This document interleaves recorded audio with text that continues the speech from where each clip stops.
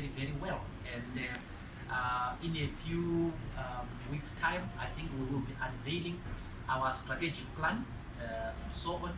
Our youth met yesterday, their national council met yesterday, and they made far-reaching recommendations, and we are in for a very exciting time. By the way, this is the leadership. This is the very top leadership that was left by Morgan Tsvangirai.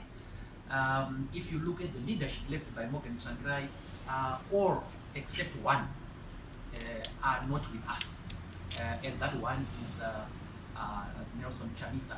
I'm talking about the top four.